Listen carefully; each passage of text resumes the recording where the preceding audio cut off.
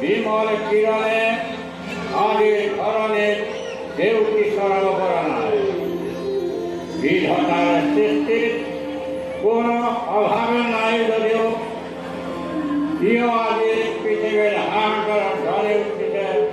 এবার দৃষ্টিপাত করা এখন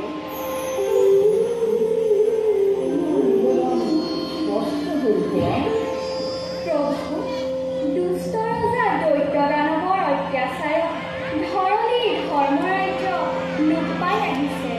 পাপৰ পংকিলতা কৰি মই অনুগতি হলো।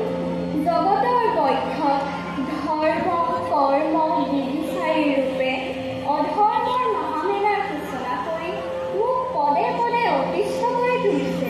সেই অসহনীয় ভাৰ আৰু সহ্য নহয় জগন্নাথ।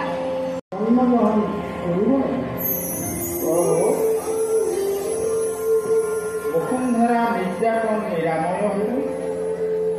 এই গোলাঘাটে আপোনাক কোন প্ৰকাৰে সহায় কৰিব পাৰিব এবাৰ কওক প্ৰভু।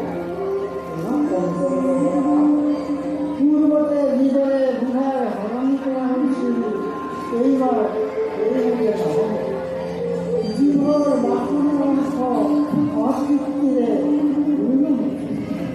সেইবাবে এইবাৰ পূৰ্ণ ব্ৰহ্মৰূপৰ অৱতাৰ ধাৰণ কৰি গুহাৰ হৰণ কৰিব লাগে। নভু মণ্ডলৰ পৰা পাতাল খণ্ডলৈকে আমাৰ অনন্ত গতি গতি কৰিব লাগে। অখণ্ড ধূলিৰে জ্যোতিষ্মান হৈ এক পূৰ্ণ অৱতাৰ ধাৰণ কৰাটো সামান্য কথা নহয়। সামান্য প্ৰভু, ধৰিত্ৰীৰ মুক্তিৰ কাৰণে আজি ব্ৰহ্মা আৰু ৰুদ্ৰৰ মহাদেৱ নিস্তেজ হৈ পৰিছে।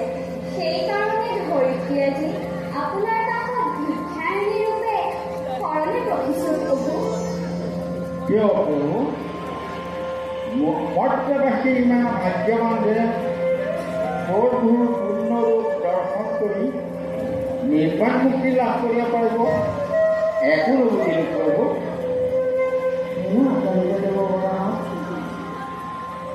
মোক এইবাৰ পূৰ্ণৰূপ অৱতাৰ ধাৰণ কৰি লাভ কৰিব। বসুদেৱ দৈৱকী আৰু নন্দ যশোদাই বহু কাল ধৰি আমাক পুত্ৰৰূপে পাবলৈ কামনা কৰিছে। তেওঁলোকৰ মনোবাঞ্ছা পূৰণ কৰাৰ শুভদিন সমাগত। গতিকে আমি তেওঁলোকৰ পুত্ৰ হৈ সত্যম ভক্তিৰ দৃষ্টান্ত জগন্নাথ